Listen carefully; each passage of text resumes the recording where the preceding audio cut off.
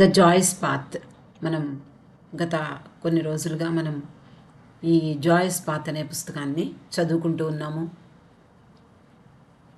మండలి హాల్లో, అంటే మెహరాజాద్ మండలి హాల్లో బాబా ప్రేమికులతో మణి చెప్పినటువంటి సంఘటనలు ఎన్నో ఎన్నో ఎన్నో ఈ పుస్తకంలో పొందుపరచబడ్డాయి. వాటిని గురించి మనం చదువుకుంటూ ఉన్నాం. ఆ హాల్లో ఒకసారి ఒక వ్యక్తి మణిని అడిగాట,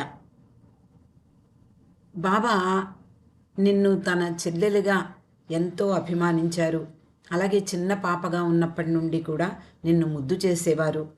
మరి పెరిగే కొద్దీ, నువ్వు పెద్దదాని అయ్యే కొద్దీ ఆయనలో మార్పు వచ్చిందా, ఆయన ప్రేమలో మార్పు వచ్చిందా అని అడిగితే, అదేమీ లేదు, బాబా ప్రేమ ఎప్పుడూ ఒకేలా ఉంటుంది, కానీ చాలా స్ట్రిక్ట్గా ఉండేవారు, మేము కూడా చాలా గంభీరంగా ఉండేవాళ్ళం, అంతేకాకుండా మా జీవితం అంతా కూడా చాలా కష్టాలతోటే గడిచింది.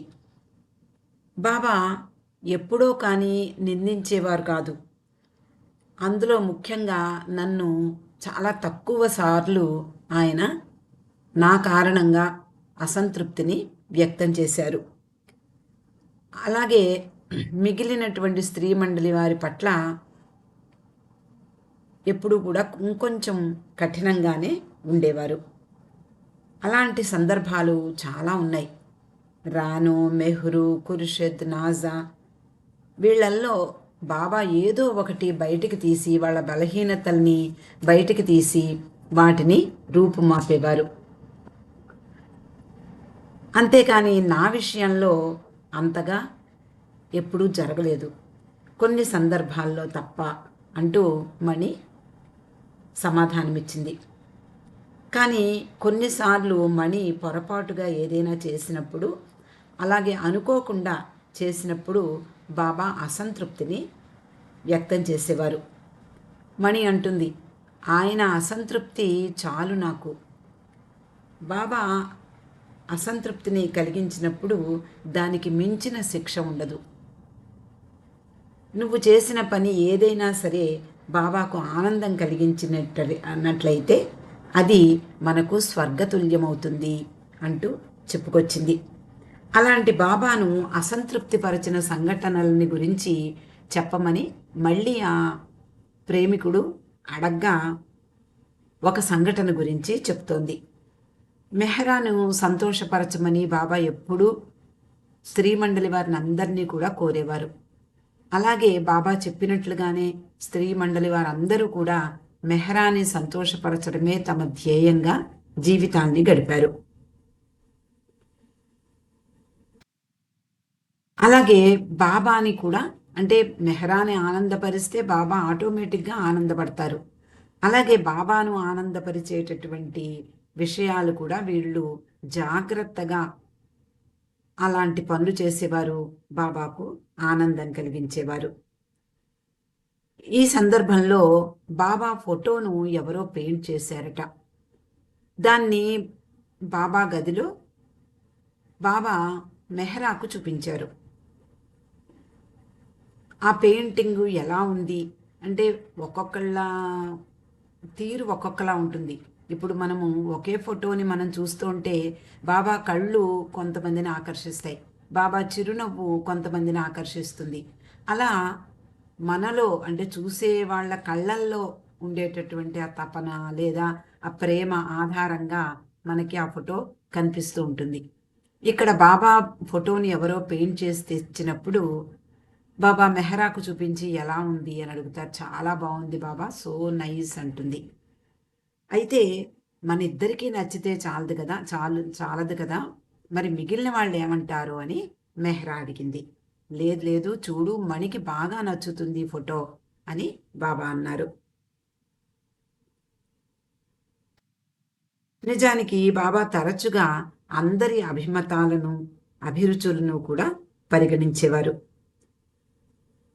ఎవరైనా బాబా మేము ఏ వృత్తిని చేపట్టాలి అని అడిగితే తగిన సూచనలు వాళ్ళకి ఇచ్చేవారు.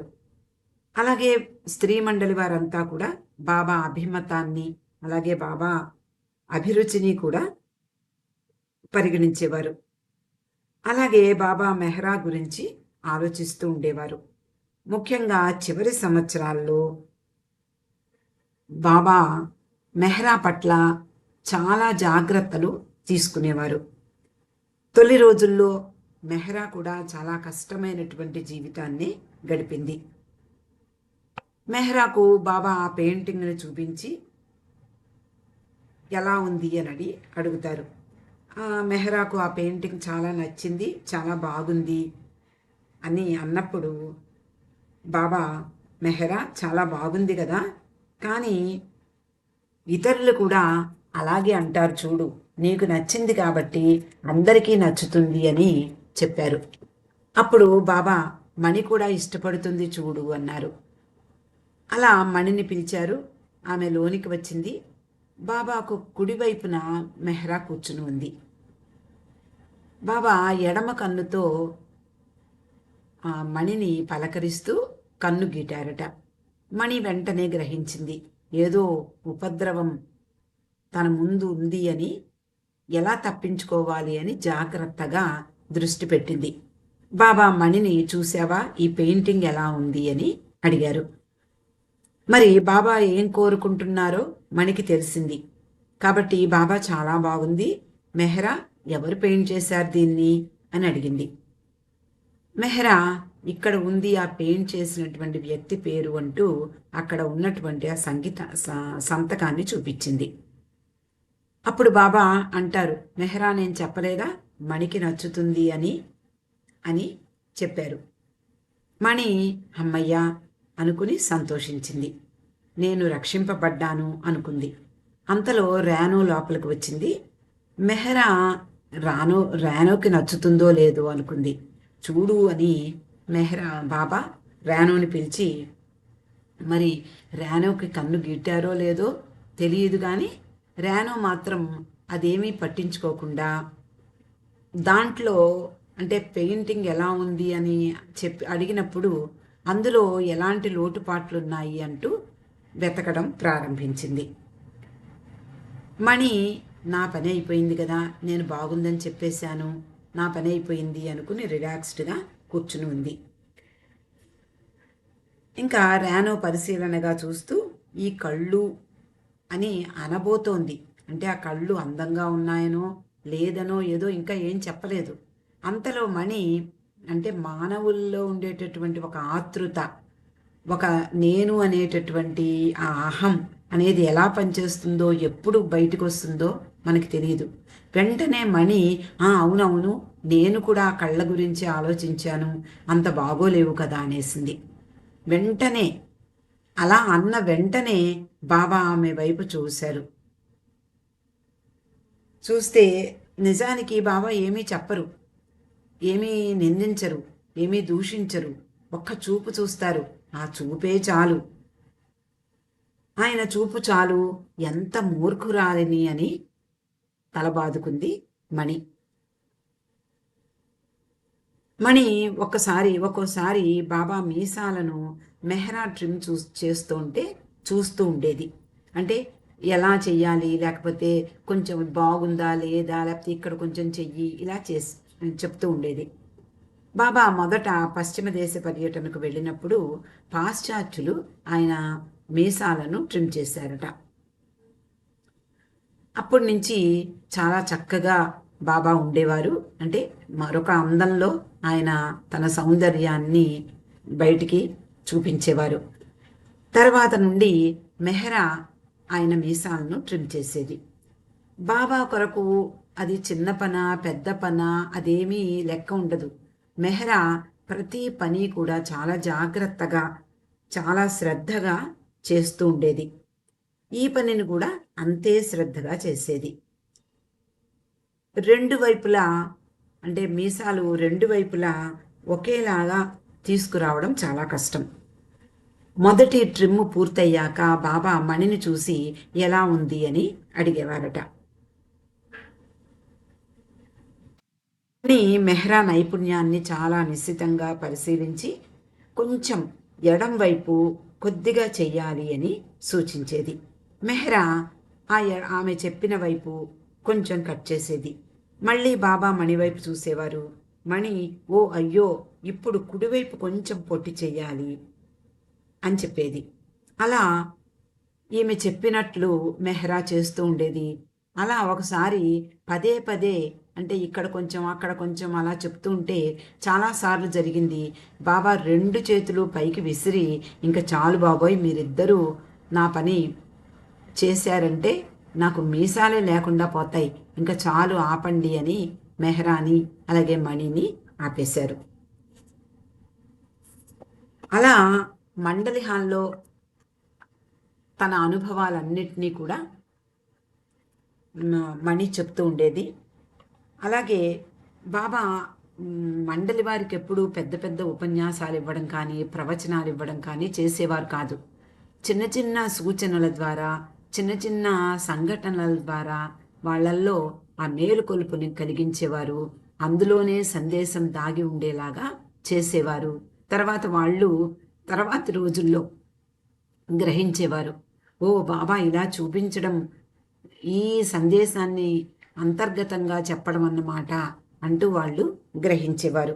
అలా తేలికగా సరళంగా బాబా చెప్పేటటువంటి ఆ సందేశాలన్నీ కూడా మణి మండలి హాల్లో చెప్తూ ఉండేది. కొన్ని సమయాల్లో బాబా లోతైన సందేశాన్ని కూడా అతి సాధారణంగా తేలికగా మండలి వారికి అందించేవారు. తర్వాత వాళ్ళకి అవగాహన అయ్యేది. ఓ బాబా ఇలా సూచించినప్పుడు ఇదన్నమాట ఆయన మనసులో ఉద్దేశం, ఇప్పుడు మనం గ్రహించగలిగాము అంటూ వాళ్ళు తెలుసుకునేవారు. తర్వాత బాబాతో కలిసి జీవించిన కుక్కలలో పీటర్ ఒకటి మనకు తెలుసు. అదృష్టవంతుడైనటువంటి పీటర్ కథ ఇది అంటూ మణి మండలి హాల్లో పీటర్ గురించి చెప్తోంది. బాబా ఆశ్రమంలో పెరిగిన కుక్కలలో అందమైనటువంటి టిబెటన్ మస్తిష్ మిక్స్ అయిన మస్తాన్ నెంబర్ 1 స్థానంలో ఉంది అని బాబా చెప్పేవారట. అలాగే పీటర్ తెలివైన కాకర్ స్పానియల్ ఈ జాతికి చెందింది. మొత్తం అంతా నల్లని పొడవైన బొచ్చుతో ఉండేదట ఈ పీటర్. పొడవైన చెవులు కూడా ఉండేవి. దీన్ని నంబర్ 2 స్థానం ఇచ్చారు బాబా. అలా పీటర్, మస్తాన్ ఈ 2 కుక్కలు బాబాతో జీవించాయి. బాబా మండలిలో కూడా అంటే బాబా మండలిలో కుక్కలు కూడా ఉన్నాయి సుమా అంటూ తమాషాగా మణి చెప్తోంది. అవి 4 కాళ్ళ మండలివారు.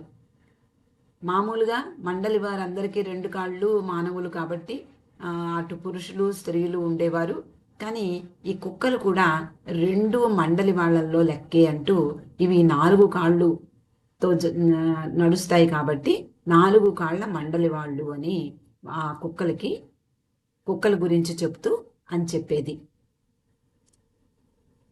ఈ 2 కాళ్ళ మండలి వారికి ఎలాగైతే నియమాలు, ఖచ్చితమైనటువంటి నియమాలు ఉండేవో ఈ 4 కాళ్ళ మండలి వాళ్ళకు కూడా ఖచ్చితమైనటువంటి నియమాలు ఉండేవి. మస్తాన్ మెహ్రా సంరక్షణలో పెరిగింది. పీటర్ మణి సంరక్షణలో పెరిగింది. ఈ 2 12 సంవత్సరాలకు పైగా బాబాతో జీవించాయి. భారతదేశంలో 12 సంవత్సరాలు అంటే ఆధ్యాత్మికమైనటువంటి కాలానికి సూచన.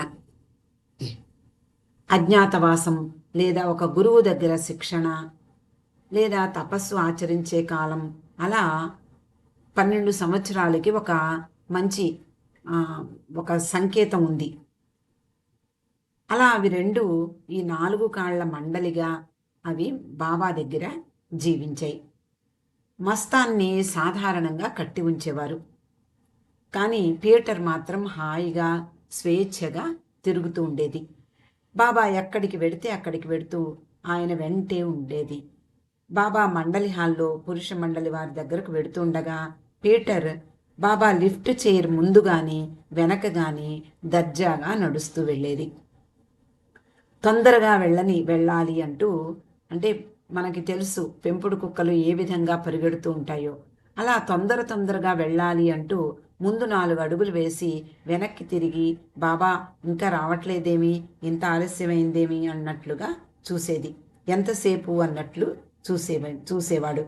మళ్ళీ ముందుకు వెళ్ళి మళ్ళీ వెనక్కి తిరిగి చూస్తూ, వస్తున్నావా, నా వెనకే నన్ను అనుసరిస్తున్నావా లేదా అన్నట్లుగా పీటర్ చూసేది. నేరుగా హాల్లోకి బాబాతో పాటు వెళ్ళి అక్కడ ఆయనతో కూర్చుని హాయిగా ఆయన సాన్నిధ్యాన్ని అనుభవించేది.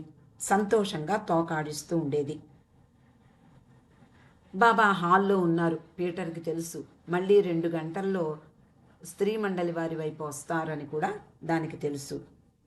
ఆలోగా స్త్రీలందరూ సాధారణంగా బాబా పురుష మండలి వారి దగ్గరికి వెళ్ళినప్పుడు ఆ సమయంలో స్త్రీలందరూ కూడా బాబా చెప్పినటువంటి పనులు కానీ తమ తమ పర్సనల్ పనులు కానీ చేస్తూ ఉండేవారు. అలా సమయాన్ని చూసుకుంటూ బాబా ఎంతలో వస్తారు, ఆ సమయంలో ఈ పనంతా చేసేయాలి అంటూ టైం చూసుకుంటూ పూర్తి చేసేవారు. అలా వారంతా పనులు చేసుకుంటూ గడియారంపై దృష్టి పెడుతూ అదే ధ్యాసలో అంటే బాబా ధ్యానంలో ఉండేవారు.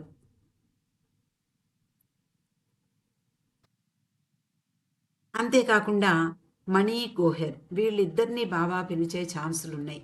అంటే పురుష మండలి వారి దగ్గర ఉన్నప్పుడు ఆ హాల్కి బయట 2 గంటలు వేళ్లాడుతూ ఉండేవి. పెద్ద గంట మోగిస్తే గోహెర్ రావాలి, చిన్న గంట మోగిస్తే మణి రావాలి. హాలు ప్రవేశం ద్వారం దగ్గర ఉన్నటువంటి ఈ 2 చేతి గంటలు, ఒకటి కాస్త పెద్దదిగా ఉండేది, ఒకటి కాస్త చిన్నదిగా ఉండేది. ఆ పెద్ద గంట కొట్టినప్పుడు అది దీర్ఘంగా టాంగ్ టాంగ్ అంటూ వినపడేది. అప్పుడు గోహెర్ నా కోసం బాబా పిలిచారు అంటూ ఆవిడ వెళ్ళేది. చిన్న గంట ట్రింగ్ ట్రింగ్ ట్రింగ్ అని కొట్టేదట. అది మణి ఏ పని చేస్తున్నా ఆ గంట కొట్టినప్పుడు ఆ పనిని అక్కడే వదిలేసి బాబా దగ్గరకు పరిగెట్టేది. ఆ రోజుల్లో బాబా సరిగ్గా భోజనం చేసేవారు కాదు. మెహ్రా బాబా కొరకు సూప్ చేసేది. బాబా సరిగ్గా భోజనం ఆ సమయంలో గోహెర్ కోసం పెద్ద గంట కొట్టేవారు. అప్పుడు గోహెర్ ఆ సూపుని తీసుకురా అని అర్థం చేసుకుని గోహెర్ తన చిన్న సైకిల్ మీద హాల్లో పరిగెడుతూ ఒక చేత్తో సూప్ పట్టుకుని వెళ్ళేది. మెహరా కూడా బాబా కోసం ఎంతో శ్రద్ధగా ఆ సూపుని తయారు చేసేది. అప్పుడు మణి ఎక్కడుంది మనందరికీ తెలుసు, మనం ప్రతిరోజు చదువుకుంటూ ఉన్నాం. వరండాలో ఓపెన్ ఎయిర్ ఆఫీస్ ఆవిడది. అక్కడే టైప్ మిషన్ పెట్టుకుని టైప్ చేస్తూ ఉండేది. ఫ్యామిలీ లెటర్సో లేదా బాబా చెప్పినటువంటి వర్కో ఏదో ఒకటి చేస్తూ ఉండేది. ఆమె కొరకు ఏర్పాటు చేసినటువంటి గంట మోగిందంటే వరండాలోనే తన ఆఫీస్ పక్కన పెట్టి ఆవిడ లోపలికి వచ్చేది. ఒకరోజు ఆమె డెస్క్ దగ్గర రాసుకుంటోంది. చిన్న బెల్లు మోగింది, ట్రింగ్ ట్రింగ్ అంటూ. ఓ, నా కోసం బాబా పిలుస్తున్నారు అంటూ ఆవిడ తన చేస్తున్నటువంటి పని వదిలిపెట్టి ఆవిడ హాల్లోకి వెళ్ళిపోయింది. అలా వెళ్ళినప్పుడు మామూలుగానే బాబా తన చైర్లో కూర్చుని ఉన్నారు. చుట్టూ పురుష మండలి వారు కూర్చుని ఉన్నారు. ఎరిచి ఉత్తరాలు చదువుతున్నాడు. ఎవరో న్యూస్ పేపర్లో బోగస్ వార్తలు చదవడానికి సిద్ధంగా ఉన్నారు. పీటర్ బాబా పాదాల వద్ద గురక పెడుతోంది. మణి చెప్తూ ఉండేది, పీటర్ చాలా వేషాలు వేసేది. షో ఆఫ్ అంటే చూడండి, చిన్న చిన్న పిల్లలు ఉంటారు, వాళ్ళు వచ్చిన వాళ్ళందరూ తమపై దృష్టి పెట్టాలని ఏదో వాళ్ళకి నచ్చిన పనో లేదో అల్లరో ఏదో ఒకటి చేస్తూ ఉంటారు. అలా ఈ పీటర్ కూడా షో ఆఫ్ ఇస్తూ ఉండేది అంటూ చెప్తూ ఉండేది మణి. అలాగే దానికి ఫోటోలు తీయించుకోవడం అన్నా వీడియోలు తీయించుకోవడం అన్నా చాలా ఇష్టం.